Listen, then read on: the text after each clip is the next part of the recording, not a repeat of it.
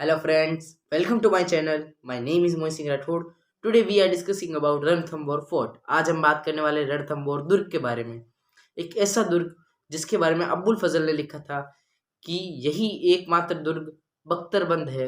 इसके सामने बाकी सारे दुर्ग नंगे खड़े हैं. हम बात करने वाले रणथंभौर दुर्ग के बारे में जो कि राजस्थान के सवाई माधोपुर जिले में स्थित है. यह दुर्ग जयंत चौहान ने बनाया था. इस दुर्ग का निर्माण जयंत चौहान ने करवाया था. इसी दुर्ग की एक घटना के बारे में हम बात करने वाले हैं. आइए तो शुरू करते हैं. यहाँ के एक राजा हुए जिनका नाम था हमीर देव चौहान, जो कि 1282 को यहाँ के राजा बने थे. इन्होंने चौहान रियासत, जो कि उस समय बहुत छोटी रियासत हुआ करती थी, उससे चरम सीमा पर पहुंचा था. इतना बड़ा उस रियासत का विस्तार किया था उन्होंने मथुरा से लेके गुजरात तक अपनी रियासत को फैला दिया था. उन्होंने अपने जीवन के 16 महत्वपूर्ण युद्ध जीते थे. उन्होंने आबू के पहाड़ों को जीता. उन्होंने सिरोही की चट्टानों पर चढ़ाई की और उन्होंने अपने राज्य को चरम सीमा पर वो ले गए. उन्होंने दिल्ली के शासन तक को हिला डाला. दिल्ली के राजा जो कि उनके नाम से थर थर कांपने लगे. तब जलालुद्दीन खिलजी, जिनको अपनी ये चिंता होने लगी कि यह चौहान रियासत की बढ़ती सत्ता एक दिन खिलजी रियासत को टक्कर देगी और दिल्ली से खिलजी सल्तनत का पतन हो जाएगा, यह सोचकर जलालुद्दीन खिलजी ने 1290 के अंदर रणथंभौर दुर्ग पर चढ़ाई शुरू कर दी. उन्होंने सबसे पहले झाझन, झाइन या छाण दुर्ग, जो कि रणथंभौर की कुंजी कहलाता है या फिर की टू रणथंभौर भी बोला जाता है, यानी रणथंभौर दुर्ग की चाबी. यानी अगर आपने झाझन को जीत लिया या झाइन को जीत लिया, छाण जो कि इस दुर्ग के नाम है, अगर उनको आपने जीत लिया तो आपको रणथंभौर जीतने में एडवांटेज मिलेगा. जलालुद्दीन खिलजी ने सबसे पहले रणथंभौर दुर्ग से पहले झांझन को जीता. वहां पर हमीर देव चौहान ने गुरुदास सैनी को युद्ध करने के लिए भेजा था. गुरुदास सैनी ने वहां पर अपने प्राणों का बलिदान दिया. वह वीर गति को प्राप्त हो गए उधर लड़ते लड़ते. फिर जलालुद्दीन खिलजी आगे बढ़ा. उसने रणथंभौर दुर्ग की घेराबंदी करनी शुरू कर दी. उन्होंने उस पूरे किले को घेर लिया. अब जलालुद्दीन खिलजी, जिन्होंने लंबे समय तक दुर्ग को घेरे रखा, पर इसके बावजूद वो उस दुर्ग को नहीं जीत पाए. अंदर से आग के गोले बरसते थे. रणथंभौर दुर्ग से आग के गोले फेंके जाते थे, जिसके कारण सैनिक जीत नहीं पा रहे थे. और बहुत लंबे समय के बाद जलालुद्दीन खिलजी ने इस दुर्ग को छोड़ने समझा कि अब चलो भैया, हम इसको नहीं जीत सकते. तब उन्हीं में से एक, जिनका नाम था मलिक अहमद चाप, जो कि उनके विशेष सलाहकारों में से एक थे, उन्होंने कहा कि आपने इतनी देर तक इस दुर्ग को घेरे रखा और बगैर जीते अगर हम जाएंगे तो हमारी बेइज्जती हो जाएगी. तब जलालुद्दीन खिलजी ने यह कहकर टाल दिया कि ऐसे 10 दुर्गों को मैं एक मुसलमान के बाल के बराबर भी नहीं समझता. यह कहकर उन्होंने इस दुर्ग को जीतना टाल दिया. इसके बाद में जब 1296 में अलाउद्दीन खिलजी ने अपने ससुर या फिर अपने चाचा, जिनका नाम जलालुद्दीन खिलजी था, उनकी हत्या करके दिल्ली का राज सिंहासन अपना लिया. और उन्होंने अलगू खां और नुसरत खां के नेतृत्व में एक सेना गुजरात की तरफ भेजी. गुजरात से जो उन्होंने लूटा, गुजरात को जीता और गुजरात को लूटा.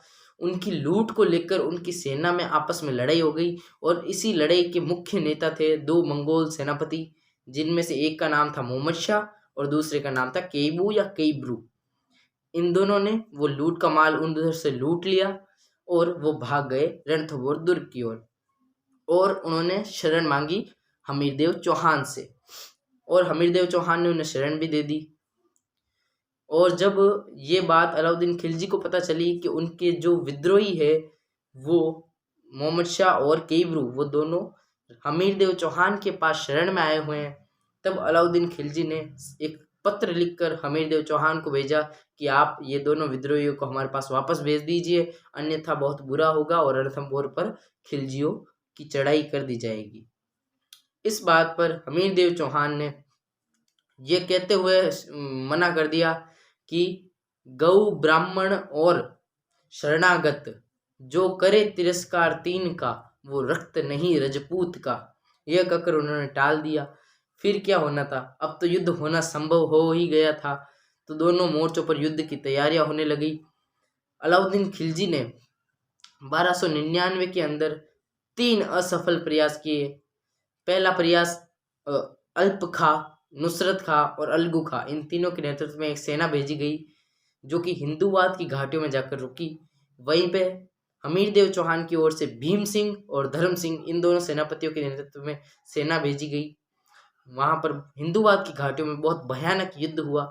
इस युद्ध में हमीर देव चौहान की विजय रही और अलाउद्दीन खिलजी की सेना परास्त हुई और तुर्कों की सेना वहां से भाग खड़ी हुई। हमीर देव चौहान की सेना के सेनापति धर्म सिंह व भीम सिंह, जो कि उस समय सेना का नेतृत्व कर रहे थे, उन्होंने तुर्कों की भागती हुई सेना को लूट लिया। उन्होंने अब वापस रणथंभौर की ओर आना वापस शुरू कर दिया। तब उन्हें रास्ते में ये समाचार मिला कि तुर्कों की सेना वापस रणथंभौर दुर्ग की ओर बढ़ती जा रही है।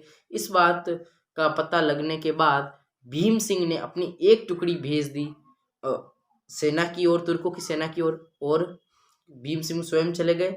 और दूसरी ओर धर्म सिंह को बोला कि आप ये सारा लूट का माल लेकर वापस रणथंभौर की ओर जाइए। अब होना क्या था, भीम सिंह जो कि बहुत कम सेना लेकर वहां पर पहुंचे थे, उनकी तो वहां पर ही मृत्यु हो गई युद्ध में। और दूसरी ओर धर्म सिंह जो कि रणथंभौर पहुंच गए। हमीर देव चौहान ने उन पर ये आरोप लगाया कि आपकी ही वजह से भीम सिंह मारे गए हैं, और धर्म सिंह की आंखें फोड़ दी गई और उनको पद से बर्खास्त कर कर उनकी जगह उनके भाई भोज को सेनापति नियुक्त कर दिया गया।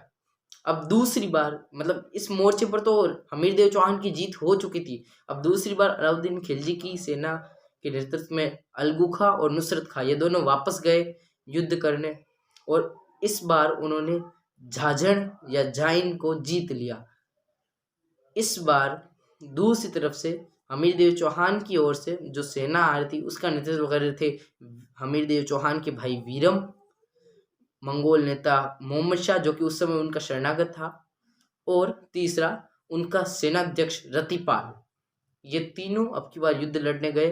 उन्होंने तुर्कों की सेना को वापस परास्त किया और उनसे किला जीत लिया और उनको भाग खड़ा किया। अब तीसरी बार फिर से अलाउद्दीन खिलजी ने बहुत भारी सेना, पूरे भारत में जितने भी मतलब उनकी सेनाएं थी उन सबको इकट्ठा किया और वापस अलगू खां और नुसरत खां के नेतृत्व में सेना भेजी। अब की बार उन्होंने झाझड़, जाइन या छान जिसको कहा जाता है उसको जीत लिया और वो रणथंभौर दुर्ग की ओर चारों तरफ घेराबंदी भी कर ली। अब होना क्या था, उन्होंने एक चाल चली। उन्होंने कहा कि एक और तो हम संधि करेंगे और दूसरी ओर से हम नीचे सुरंग खोदेंगे और दीवारों को भी और ठेस पहुंचाएंगे, क्योंकि रणथंभौर बहुत मजबूत दुर्ग था, उसको जीतना काफी मुश्किल था। वो चारों ओर से पहाड़ों से भी घिरा हुआ था। अब उसे चारों ओर से घेर तो लिया सैनिकों ने। अब अलगू खान ने अपने एक दूत के साथ ये पत्र लिखकर भेजा कि हम आपसे संधि करना चाहते हैं, और संधि की कुछ शर्तें रखी। पहली शर्त यह थी कि आप 4 लाख मोहर राजा को दे, अलाउद्दीन खिलजी को भेजे। दूसरी शर्त यह कि आप अपनी पुत्री का विवाह अलाउद्दीन खिलजी से कीजिए, और तीसरी शर्त यह कि आप 4 हाथी दीजिए। ये शर्त थी। और उन्होंने ये भी कहा अगर ये तीनों शर्त आप नहीं मानते हैं सॉरी, तो उन तीनों विद्रोहियों को वापस भेज दीजिए, वापस हमें सौंप दीजिए, नहीं तो फिर तो युद्ध होना तय है। एक तरफ ये संधि कर रहे थे, हमीर देव चौहान इसी बात पे थे कि ये तो संधि कर रहे हैं हमसे, वो इसी चर्चा में लगे हुए थे। और दूसरी ओर उन्होंने सुरंग खोदना चालू कर दिया था, रणथंभौर की दीवारों को क्षतिग्रस्त करना चालू कर दिया था। पर हमीर देव चौहान ने पत्र को यह कहते हुए इनकार कर दिया कि जाओ तुम्हारे राजा से कह दो कि जितनी उन्होंने मोहर मांगी है उतने ही मैं उनके शरीर में अपनी तलवार से घाव करूंगा। मतलब 4 लाख मोहरें मांगी है तो वह अलाउद्दीन खिलजी के शरीर में 4 लाख घाव कर देंगे। ऐसा कहते हुए उन्होंने संधि ठुकरा दी और फिर से किले की ओर से युद्ध शुरू हो गया। किले के अंदर से जो आग के गोले फेंके जा रहे थे उसी के कारण नुसरत खां की तो वहीं पे मृत्यु हो गई, और जो अलगू खां था वो वापस पराजित होकर अलाउद्दीन खिलजी के पास लौटा। इसके बाद में अलाउद्दीन खिलजी स्वयं 1301 ईस्वी में बहुत बड़ी सेना लेकर खुद रणथंभौर की घेराबंदी करता है। और अब समस्या दोनों के लिए थी, हमीरदेव चौहान के लिए भी और अलाउद्दीन खिलजी के लिए भी, क्योंकि अलाउद्दीन खिलजी के लिए ये समस्या हो गई थी कि अब वो दिल्ली से यहाँ आ चुके थे, तो अवध और दिल्ली में उनके खिलाफ विद्रोह शुरू हो गए थे कि अब अलाउद्दीन खिलजी तो गए, अब शासन की व्यवस्था हम संभालेंगे, हम संभालेंगे, ऐसे करके उधर विद्रोह शुरू हो गया था। और दूसरी ओर सॉरी और दूसरी ओर हमीरदेव चौहान के यहाँ लंबी घेराबंदी होने के कारण अनाज की इतनी कमी आ गई कि जिसके बारे में अमीर खुसरो ने लिखा है कि वहाँ किले के अंदर इतनी कमी आ गई कि सोने के 2 दानों के बदले चावल का 1 दाना भी नसीब होना इतना मुश्किल था, कि सोने के 2 दानों के बदले कोई चावल का 1 दाना भी देने को तैयार नहीं था। तो अब दोनों ओर के पक्ष की हानि हो रही थी। तो इसी कारण अलाउद्दीन खिलजी ने एक कुटिल चाल सोची। उन्होंने अपने दूतों को हमीरदेव चौहान के पास भेजा और कहा कि आप आइए हमारे खेमे में, हम आपसे संधि करना चाहते हैं। हमीरदेव चौहान जानते थे कि कुछ न कुछ गड़बड़ होगी, इसलिए उन्होंने अपने सेनापति उनके सामंत भोजराज, रणमल और रतिपाल, इन तीनों को संधि करने के लिए भेज दिया। तब अलाउद्दीन खिलजी और रणमल, रतिपाल और सामंत भोजराज, इन तीनों की वार्तालाप हुई और संधि को तो सिर्फ एक बहाना था। अलाउद्दीन खिलजी ने इन तीनों को ये कहकर अपनी ओर मिला लिया कि मैं इस दुर्ग को जीतने के बाद तुम तीनों को यहाँ का राजा घोषित कर दूंगा और तुम्हें धन दौलत से तोल दूंगा। ये कहते हुए उन्हें अपनी ओर मिला लिया। अब जब राजपूतों के किले के अंदर जो चौहान या राजपूत थे उनका तय हो गया कि अब तो युद्ध होके रहेगा, तब उन्होंने तैयारी कर ली और हमीरदेव चौहान ने अपनी पत्नी जिनका नाम रंग देवी था और उनकी पुत्री जिनका नाम पद्मला था, उनको कहा कि जैसे ही अगर आपको लाल झंडे या लाल ध्वज हमारे किले की ओर लहराते हुए दिखे तो आप समझ जाना कि हमारी जीत हो गई है और तुर्कों की हार हो गई है। और यदि दूसरी ओर अगर किले पर आपको काले ध्वज या हरे ध्वज दिखे तो आप समझ जाना हमारी हार हो गई है और तुर्कों की जीत हो गई है। ये कहते हुए उन्होंने रंग देवी को समझाया। तो अब केसरिया होना निश्चित हो चुका था। चौहानों की सेना एक ओर से तैयार होकर किले से बाहर आई, भूखे शेर की तरह उन्होंने युद्ध शुरू कर दिया। दूसरी ओर अलाउद्दीन खिलजी की सेना काफी डर चुकी थी। युद्ध बहुत भयानक हुआ। इतिहासकारों का यह मानना है कि इस युद्ध में हमीरदेव चौहान की विजय रही, पर जो उनके धोखेबाज थे रणमल, रतिपाल और सामंत भोजराज, उन्होंने ये क्या किया कि दुर्ग पर जैसे उन्हें कहा गया था कि आपको तो लाल ध्वज फहराने थे जीत के, पर उन्होंने वहां पे काले ध्वज फहरा दिए, जिस कारण रंग देवी उन्होंने अपनी सारी स्त्रियों और क्षत्राणियों के नेतृत्व में जौहर किया। और जौहर भी कैसा, जल जौहर था। एक तो हमीरदेव चौहान की पुत्री पद्मला और एक उनकी पत्नी रंग देवी, इन दोनों के नेतृत्व में क्षत्राणियों ने जल जौहर के यानी तालाब में कूद कर अपने प्राण दिए। वो जब तक तालाब में डूबे रहे जब तक उनकी मृत्यु ना हो जाए। ऐसे कर कर उन्होंने अपने प्राण दिए। और जब हमीरदेव चौहान दुर्ग में आए तब उन्हें मालूम चला कि उनके सारे जो रिश्तेदार थे उन सब की तो मृत्यु हो चुकी है। और उन्होंने रणमल, रतिपाल और भोजराज, उन तीनों को मार डाला और उन तीनों का वध करके अपना बदला लिया। और इसी के साथ वह शिव जी के मंदिर में जाकर उन्होंने यह कहते हुए अपना शीश धड़ से अलग कर लिया कि अब मेरा इस संसार में कोई बचा ही नहीं है और ये सारी गलती मेरी ही थी। ये कहते हुए उन्होंने अपना सर काट कर शिव जी को बलिदान, शिव जी को अर्पण कर दिया। पर कविदंतिया मतलब कुछ लोगों, मतलब वहाँ के जो लोग हैं वो मानते हैं कि शिवजी ने हमीरदेव चौहान को वापस जिंदा भी किया था।